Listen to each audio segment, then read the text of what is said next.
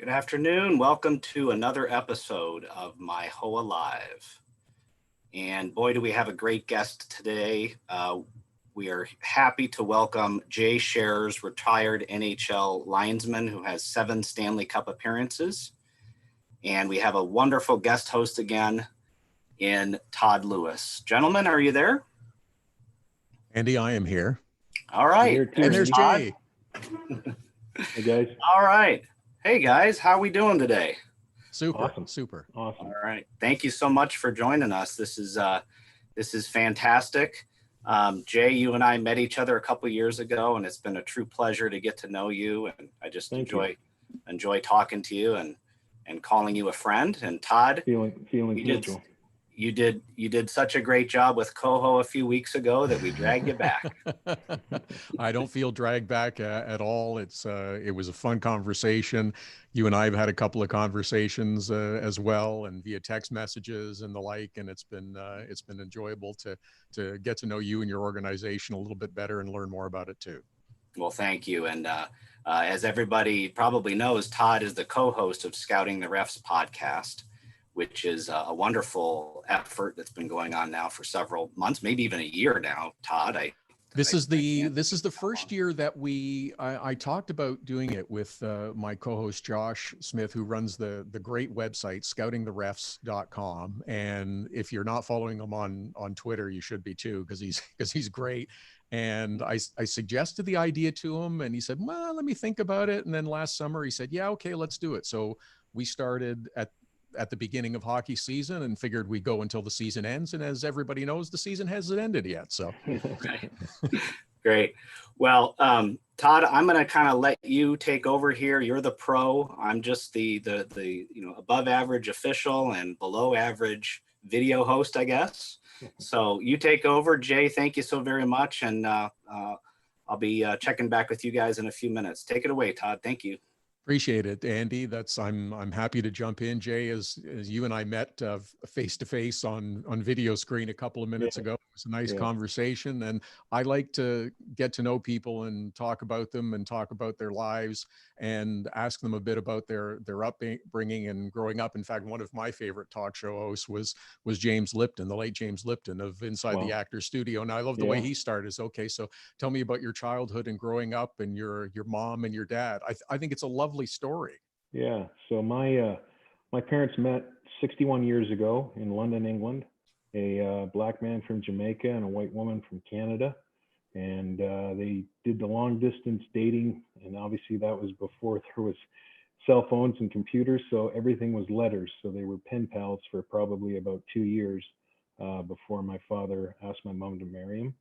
And then I came along about 5 years later, and my parents came back to Canada, and we settled in Hope, BC, which is about 100 miles east of Vancouver.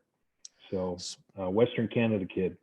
It's a beautiful part of the world in British Columbia. And what was it like growing up in that small town in BC? Oh, it was, it was great. And it's funny, my brother and I were talking about this the other day. I have one brother, and I think, as many people would attest to, when you grow up in a small town, there's such a sense of community and such a sense of togetherness with your friends family. I mean, your friends' parents are almost like another set of parents to you. Yeah. And I'm sure other people have experienced that in small towns in America and small towns all over the world. But it was something that it just really grounded my brother and I, and we didn't really until we got older and went to Vancouver or a bigger city, like traveling down to Seattle for a hockey tournament. We didn't really feel like we'd missed out on anything, because I think we had something that some of those metropolitan areas didn't have, which was just that sense of community. That's wonderful. And you mentioned traveling for hockey. You, like many Canadian youngsters, became interested in hockey at a young age and began playing.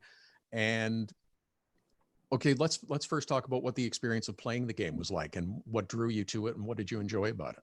Well, I mean, obviously, like any Canadian kid, I loved the game. The game was everything to me. We played street hockey. My town, because it's very small, when I was a kid, it was only 2,800 people. we didn't get a rink until I was 8 years old. So I didn't learn to skate until I was 8 years old, which Wow. I think for a Canadian kid is kind of a very much a late bloomer. Yeah. But so obviously I wanted to play hockey, but I realized at a pretty young age, around 15, 16, that any opportunity that I would have to get to the NHL was pretty much slim and none. So that's when I turned to officiating and hoped that that would be the path that would put me to the NHL. Is that the way, was that the reason for the switch, thinking maybe I have a chance to get that far this way? Yeah. I mean, again, I'm pretty fortunate the parents that I had in terms of what they instilled in my brother and I, in terms of goal setting and setting a bar and setting a dream and achieving it. And when I started officiating at 15, 16, and certainly not to sound arrogant, I was going to make the NHL. I was obsessed about trying to get to the NHL as an official. And you did rise through the ranks pretty quickly too, to make it to the NHL at a young age. I did. I only worked the Western League for 4 years, which is a pretty short tenure in terms of your apprenticeship, if you will. And I got hired by the NHL at a pretty young age. I was 22 when I got hired by the NHL as a linesman. So it definitely was a pretty fast ride. It's funny, that strikes me that sometimes officials will make quick rise through the ranks that way too. Not as much today, but is in your era there, it's, I guess, almost the same way as players do, that if you have the skills, you'll be advanced up the ladder pretty quickly. Yeah. And I think the other thing too, Todd, was I was in a good position because in the late 80s, early 90s, there was a lot of guys retiring. The staff was a lot older then. So myself, Shane Heyer, Brad Lazarowicz, Dennis LaRue, Mick Magoo, Lance Roberts, we were all in that queue of guys poised at that time, that it was good for us because there was job opportunities. Right. And that got you in as a linesman. I recall reading that your first game was in Boston with the Quebec Nordiques as the opposition. Yes. And because I'm old enough to remember too, how weird was it seeing Guy Lafleur in a Nordiques uniform? Well, it's funny story about Guy Lafleur. When I was a kid playing, Guy Lafleur was my idol. So I wanted to be Guy Lafleur. Obviously, I didn't have the flowing hair like he did. No, but, yeah, well, okay. but that was the player I wanted to be. So it was almost surreal to be on the Boston Garden ice on October 6, 1990, and seeing my childhood idol in a Quebec Nordiques uniform. It was an unbelievable experience for a first game. That's wonderful. Andy, I want to drag you back in here too.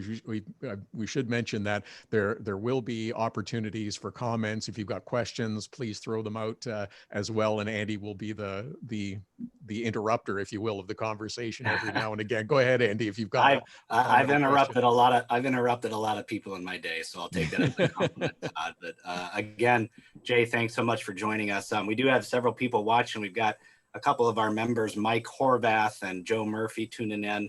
So, hey, Mike, hey, Joe. We call him Murph. You know, it's one of those typical hockey nicknames. You just shorten the last name and put an IE at the end of it, or a Y. Everybody calls me Huddy. So that's pretty typical. But they're tuning in. No questions yet, but I'm sure there'll be a few questions out there. So if you're watching, type them in. If you have a question for Jay, if you have a question for Todd, I'd be happy to answer them for you. So back to you, Todd. Please do. And because your career was such a quick rise, Jay, I want to ask you about what are some of the things that you learned along the way, and advice that you would offer to other young people that want to be officials at whichever level?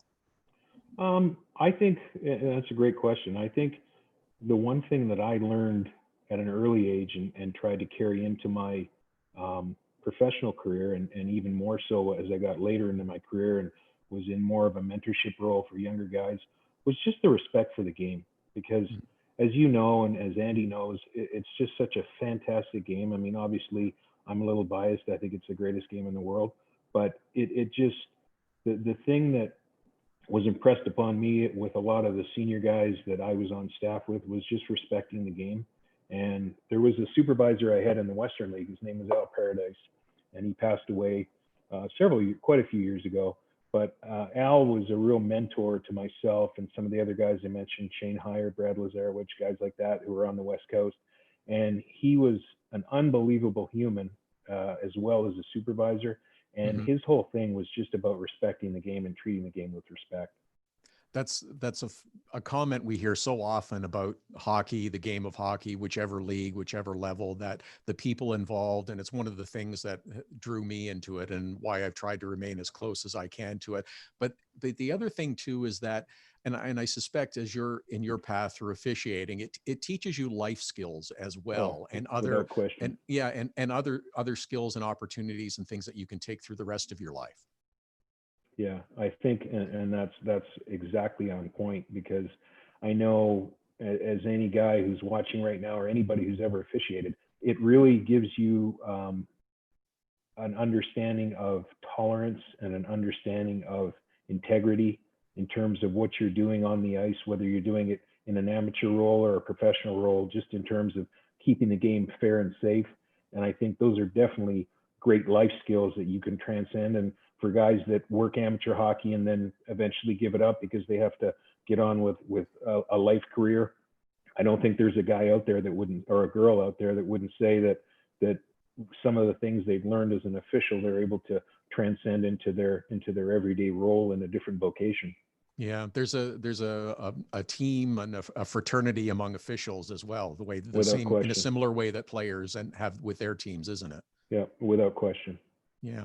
So after arriving in the National Hockey League and moving through for a number of years and being very successful, working the lines, you decided, maybe I'll try to be a referee. And that put you back in the minor leagues. I did. So in 2000, there was an opportunity given to myself and several other guys who were linesmen who'd had some success in terms of playoffs. And that was the time when the league was going to 2 referees. And so an opportunity was given to several of us to give it a shot. So in September of 2000, I ended up going back into the East Coast League, the American League, and the International League, which was still around at that time, and basically kind of starting all over again. Because, and in my case, I hadn't refereed a lot in amateur hockey. I mean, I'd done some, but I had solely focused on being a linesman because that's what I figured my path was to get to the NHL. So fortunately, I was able to draw on the 10 years of experience that I had as a linesman in the NHL when I went back to referee in the minor leagues, which I think definitely gave me a little bit of an advantage. But yeah, it was starting all over again in 2000. Did you feel a bit of like a bit of fish out of water and just sort of a little difficult because your role is quite different?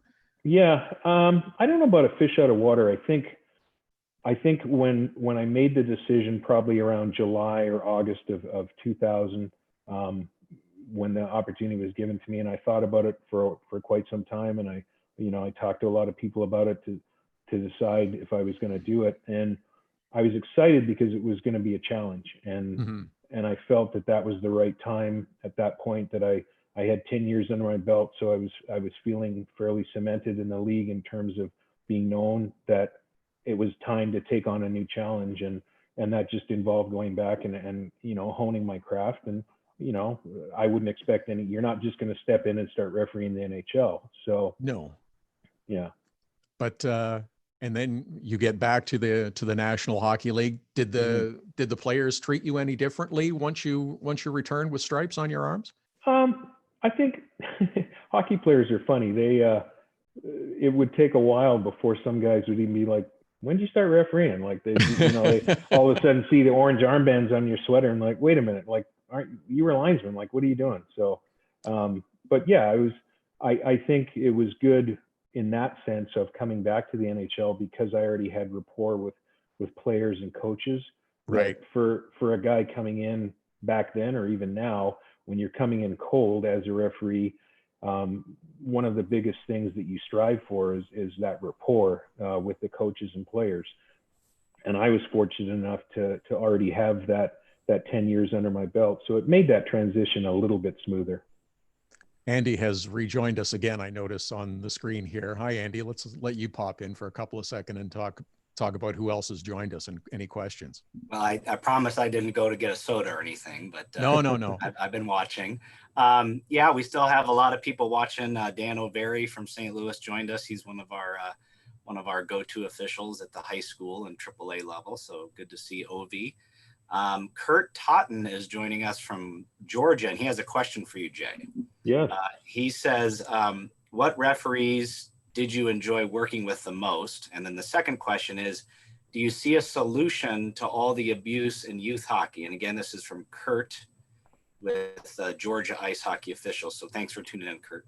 Yeah, Kurt, those are two really good questions. I think on the first one, I always had a really good relationship with Terry Gregson.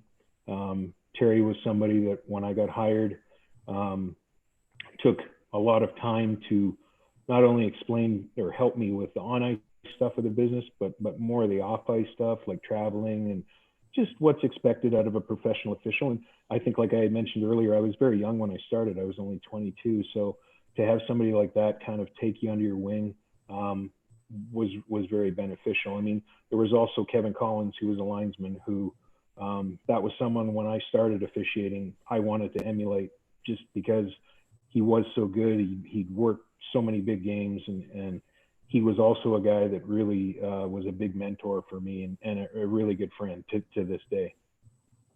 As far as, I'm sorry, what the second question? The second question was, do you see a solution to all the abuse in youth hockey? You know, it still boggles my mind, and I think to a certain degree, I feel it's a little worse now than when I was in minor hockey, like when I was 15 or 16. And the reason I say that, I think there's so much pressure on kids when they're playing organized sports now, and the parents get so overzealous sometimes with the development of their child, their son or their daughter, that I think they separate the logic or the fact that they are a parent yelling at a child, if it's a child officiating a game, or an adult, but an adult who's not being paid a lot of money. It's not their full-time job. Most of the people are doing it for two reasons. They're either trying to hopefully have a career in professional hockey, or they're doing it because they love the game of hockey and they're trying to give back, and they just want to be involved in the game. So that's a tough question for me to answer, because I don't unfortunately see that solution coming anytime soon. Or I think there's more awareness now. I think minor hockey associations have done a good job in terms of ones that make parents sign contracts or a code of conduct that they should abide by. But I think with our video world that we live in, and people thinking, oh, my kid's going to be the next, player in the NHL, that sometimes that passion gets misdirected. And I think, as you know, from all the games you've worked, when we're out there, we're the easiest ones to cast that disparaging attitude towards. Yeah, and I would totally echo what you're saying and agree with you. And what co-host said, I think, Todd, if memory serves, was that a lot of times people are yelling at the stripes. Yeah. They're yelling at the uniform. Without question. And if they only knew that there's a 15 or 16-year-old kid in there who, I've got a 16 and a 17-year-old, they make mistakes every hour. Yeah. I wish people would kind of, take that into account. So there's one more question, Todd, if you don't mind me firing another question here. And this is from Murph. He said, when you came back wearing the stripes, was it 3-man or had it switched to 4-man? I think you said 4-man, Jay, but in the minor leagues, I was working 3-man. So. Oh, right. So he said, which system do you prefer, or did you prefer? It's kind of, for me, it was kind of an apples to oranges thing. I mean, I enjoyed the challenge of working by myself, or not. I don't like to say by myself, because obviously we're a 3-man team at that time. But in terms of the lion's share of responsibility in terms of how the game was going to go, I really relished that challenge. And obviously, when I had to go back to the American League, the International League, and the East Coast League, those leagues are still, unpredictable, and a lot of crazy situations can happen. So that was a good. It was kind of learned by fire, if you will. It was good for me to be put in that situation where I had to step up and I had to do it. Conversely, because I had worked as a linesman for so long, I was very used to working with a partner and understanding how that relationship had to be work cohesively together. So for me, it was like I kind of enjoyed both. But obviously, when I got back to the NHL, I was working strictly in a two-man system, and that's ultimately where I wanted to get back to be. So it was a bit of an adjustment. Yeah, there was a bit of an adjustment on the fly, I'm sure, to yes, come back to that. So you mentioned your friend Kevin Collins a couple of minutes ago. mm-hmm. You and you weren't paired together during, or at least all the time during the 1999 Stanley Cup Final, which was one of your 7. Mm-hmm. He and Gord Brossiker were out on the ice in game number 6. So Yes. I don't know if that's it's funny because I asked Don Koharski about this too. He wasn't out on the ice either, but no, I was standby. I was in the locker room.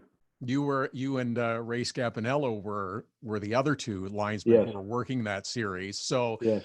Scapinello has stories about everyone. Do you have Mm-hmm. stories about Ray Scapinello and his time and working with him and crossing paths many times? My best story of Ray Scapinello, and probably one I can tell, Right.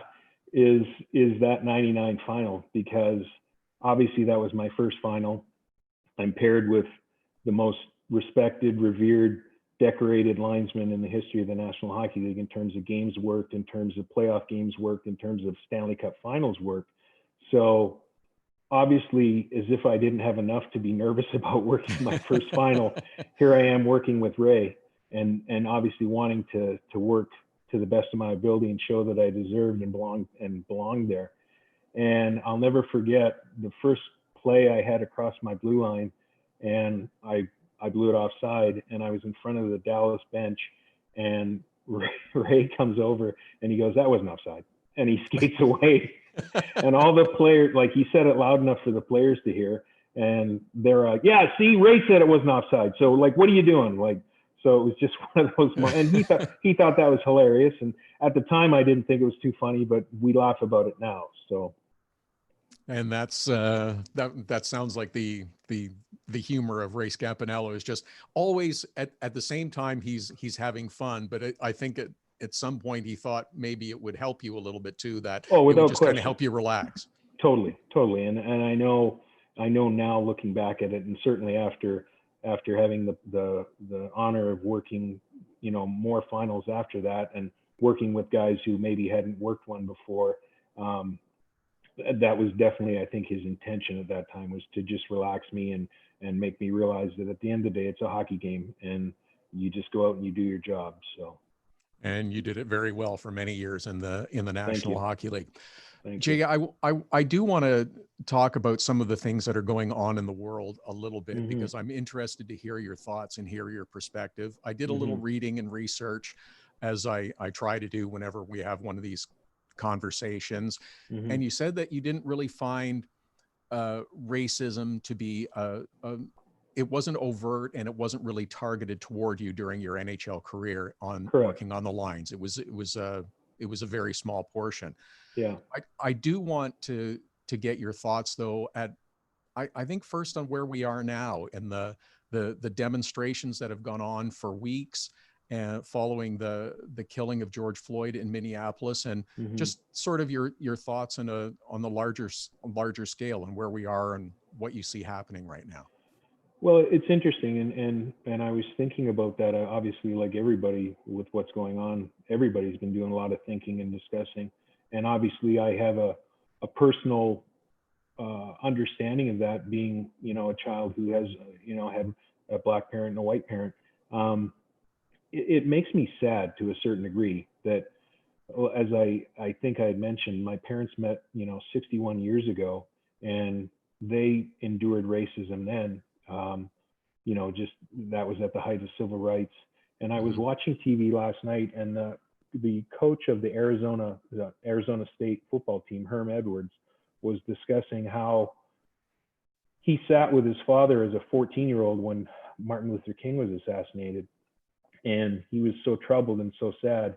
And now, 50 some years later, we're still dealing with this same problem, this systemic problem that seems to come out of a lack of tolerance and a lack of understanding and just a lack of humanity. And that it just makes me sad.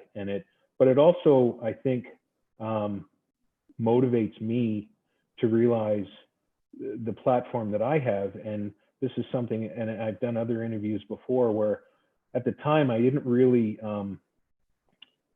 not accept, but didn't really realize that as a kid of mixed parents and being the first Black official in the National Hockey League, that I could inspire, or I could, give somebody the kind of motivation or comfort or feeling that they too could try to attempt this journey. So, but I think the biggest thing I feel right now is it's just sadness in terms of how we are still at this point in our society, and it's just disheartening. Sadness, is it? I suspect frustration as well, and oh, for sure. And again, I'm dealing it from the white perspective, so I'm asking, and maybe this is what we need to do more of. And I do another hockey podcast as well as Scouting the Refs, which is Hockey Unfiltered, and it's just I've tried to say that I want to understand, I want to listen, I want to ask questions, and I hope that we can move forward. And that's one of the things that I want to do. And this, and I hope that everybody does that, because I think it benefits everyone if you do. Yeah. I think for me too, because just my skin tone, I'm very light skinned, and until I get, in the summertime when my skin gets darker. So, being involved in a winter sport in the winter, my skin is not necessarily as dark as other people. So sometimes comments that were made in my presence, people weren't even aware that one of my parents was Black. But I think what society does and continues to do is they always want to put somebody in a box, and they always want to put somebody in a category. And instead of just seeing them as an individual, a man or a woman, whatever job, whatever sport, whatever, hobby they're taking up, they're just a human being. And it doesn't matter if they're Asian, Latino, African American, whatever. And I think we really have to stop doing that. That we have to realize that it's the human race. It's not black, white, brown. It's one human race. I'm going to give you a little quote here because I found it, and I was thinking it might be relevant today, and I'm just going to tell it to you and everyone else. And I think it maybe sums things up. And it says, "We hold these truths to be self-evident, that all men are created equal, that they are endowed by their creator with certain unalienable rights. Among those are life, liberty, and the pursuit of happiness." And that's from the Declaration of Independence. It's so simple, but it really cuts to the point. Without question. And it's a shame that it's been lost. And I think, and by all means, do I understand the frustration of people, who are protesting and who are trying to have their voice heard. And I think I totally agree with you. I think we just need to have more dialogue. We need to have more conversation. We need to have more tolerance. We need to have more understanding. We need to have more acceptance. And I think through that, it's healthy dialogue, and it's people not being. You can't be afraid to talk about this, because obviously this is a real and painful subject. People are losing their lives because of it, obviously, in the case of Mr. Floyd. So these conversations, although they're tough, and my father used to call them fierce conversations, and you have to have that fierce conversation. And that's sorry, just one more thing, Andy, before I want to let you jump in too. But you're right. Sometimes we need to have uncomfortable conversations, because it takes us to a better place. In that vein too, the announcement the other day that Evander Kane, Akeem Aliu, and other players of color have formed the Hockey Diversity Alliance. I think that's, again, trying to help the conversation and trying to push the discussion forward. Do you see it that way? Absolutely. I do. 100% I do. And I think the NHL has done a tremendous job, at least, and certainly during my time, and it has continued on and even grown. And I think of the tireless work that Willie O'Ree has done on behalf of the National Hockey League to provide people understanding that hockey is a game for everyone, and that diversity is a very big part of society, as it should be in professional sport, including hockey. And I think for the players that have that platform to push that narrative, I think is fantastic.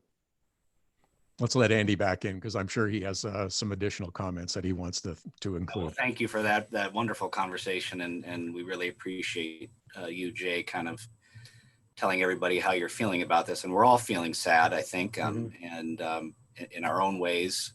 And I just hope we can all, be friends and understand that we need to push forward. But there was another great question regarding to officiating that I think is a great one to ask, and it's from Dan O'Very, and he says, do you think your experience as a linesman helped you be a better referee, or do you think your time as a referee helped you be a better linesman? I think that's a great question. Good question. It's a really good question, and I think the short answer is yes to both. When I went back in the minor leagues to officiate and to referee, I realized the value of good linesmen, and realized the value of linesmen that were good at doing their job, because they made my job easier as a referee. And conversely, when I came back to the NHL and went back on the lines in 2006, it definitely gave me insight in terms of what referees are looking for in a supporting role of linesmen. Because as you said, Andy and Todd, I think you touched on it as well, you're a team out there, and you're going to succeed or fail as a team, and each individual has a role to play, and there's different times when you might be at the forefront. But collectively, if we don't work together as 3 or 4 officials, we're not going to get the job done to the best of our ability. And then that kind of goes back to my other point about the game and just keeping the game fair and safe. And that's our biggest responsibility when we're out there officiating a hockey game, or officiating any sport for that matter. Yeah, I had a mentor that one time told me, as a linesman, even though you have to call the lines and drop the puck and maybe break up fights, you should constantly be refereeing the game. Without question. What he meant by that is, even though you're calling the offsides and calling the icing, and that is your primary role, you're always looking at the game as if you are a referee, because you never know when the referee is going to need help. Exactly. And then for me, a great point. And for me, my first 10 years in the NHL, it was a 3-man system. So it was definitely imperative that I and the partner I was working with, and obviously the game was not as fast as it is now, but it's still professional hockey, and a lot of things happen, as you know, when you're working in a 3-man system, things happen behind the play. And to have linesmen look at the game as a referee, have rules knowledge, have understanding and a feel for the game, and not just say, oh, I'm just working the lines, I don't have to focus on the game. You have to, because again, the team's going to succeed with all 3 or all 4 officials having a similar mindset. Great point. Really good points to keep in mind. Jay, there's a couple other things that I was going to ask you about before we have to wrap up. Life started in British Columbia for you, and we haven't touched on yet your journey back to British Columbia to officiate at the Olympic Games. No, that was obviously one of the highlights of my career. My family was able to come and experience that, and to do it, in my pseudo hometown of Vancouver was an absolute dream experience. The other thing I was going to ask is that, okay, so Stanley Cup Finals, Olympic Games, are there other games or other memories from your career that stick out? Yeah, I think, and again, I go back to Vancouver in 2011 when Boston was playing Vancouver, and I was officiating Game 7 in Vancouver between Boston and Vancouver. And again, I had my family there and was able to share that experience with them. And that's definitely, it's hard. Like I hear other people, whether players or officials, interviewed, and the question is always, well, what was your biggest moment? What was your best memory? And sometimes it's hard to put a finger on just one, because obviously I was very fortunate to experience many memories and many great memories, and not just Stanley Cup playoffs, but even just the people I worked with and the lifelong friends that I have. And I always think of a comment that Gretzky makes all the time, is that everything I have in my life, I owe to the game of hockey and my friends, my experiences. And, you know, I think I'm just grateful for that. Yeah, it's a great way to put it. And it's a great reminder of the gift that it was to be such an important part of your life. But now as I wrap up, I want to ask you one other thing is, you're still a relatively young man. What lies ahead? Well, what lies ahead for the rest of life? What's in the second half of the journey? How close will you stay to the game and be involved? That's a great question. And I'm still kind of in that discovery phase of what chapter 2 is going to be in my life. But certainly through the work that Andy has shared or wanted me to share in their association in Missouri. And I think hopefully this fall I'll be doing some work with one of the minor leagues in the U.S. Because, you know, at first when I left the game, because I left, I had to retire because of injury. And I think I always say I wasn't defined by the game, but I think I was a little bit. And it took some time for me to realize that, you know what, it was a job. It was a really cool job, but at the end of the day, it was a job, and people move on from jobs. And I think, but that being said, my love and my expertise and my interest is still the game of hockey. And I think it's still something where I can offer perspective or experience or instruction to people that are trying to get involved, or people who've been involved, but maybe not at a professional level. And to just share that because people shared it with me. And I think it's incumbent upon me and other guys that retire to stay involved a little bit, depending on what your comfort level is, but give back, because that's what it's all about. And I mean, a guy like Andy is a perfect example of a guy that's consistently giving back to the youth in Missouri. And I think that's a very commendable thing. It's he does. I agree. And it's another aspect of people involved with hockey that you can ask them a question, whether it's in a formal setting or an informal setting, and they always seem to have a little bit of time for you, whatever it is that you need. And before I should ask Andy if there are any other comments or questions too. Well, and thank you, Jay, for that wonderful compliment. And we're doing our best here. It's all about getting this next batch of officials excited, motivated. You know, give them a little push in the back, a little kick in the butt, and get them going. But we don't have any other questions, but I do want to mention our upcoming broadcast next week, Todd, and you may be interested in this because Brandon Bourgeois from Team Stripes, who's the president of Team Stripes, is going to join us. And I know Team Stripes is a big supporter of the Scouting the Refs podcast. They are, absolutely. That's terrific. And you've learned the announcing gig well. Always promote the next event. always have a tease, right? Yeah, that's right. And what the connection to St. Louis is, Brandon is the son of Charlie Bourgeois, which I think was Charlie Boo Boo Bourgeois, right, Jay? Did I say that right? I believe that rings a bell. And he played he was a defenseman for the St. Louis Blues back in maybe the 80s. Yes. Yeah. I think he'd retired. I think he'd retired before I got there, but okay. I definitely know the name and know the person. Yeah. So he'll be joining us next week, Brandon. And then the week after that, we don't have the information on the website yet. Jonathan Morrison, who's really involved with USA Hockey and has worked a ton of junior hockey, college hockey, and is really involved now in Paralympic sled hockey. Is going to join us in 2 weeks. So we're just going to keep doing these things, Todd. And thanks to you for coming on. We'd love to have you back again. Well, I'll keep inviting you until you say no. Well, that's great. I really appreciate it. And Jay, it was wonderful. I enjoyed the conversation thoroughly. And I always learn something when I get to talk to someone who's had the great experience like you have. And it's been wonderful. Andy, it's been a pleasure as well. So thank you. Thank you, Todd, and it's a real pleasure to meet you and to chat with you. Yeah. All right, Jay. Once again, thank you so much. Thanks for watching, everybody. Todd, great job again, and hopefully we'll see everybody next week. Take care, Todd. Take care, Jay. Bye-bye. All right, you too, Andy. See you guys.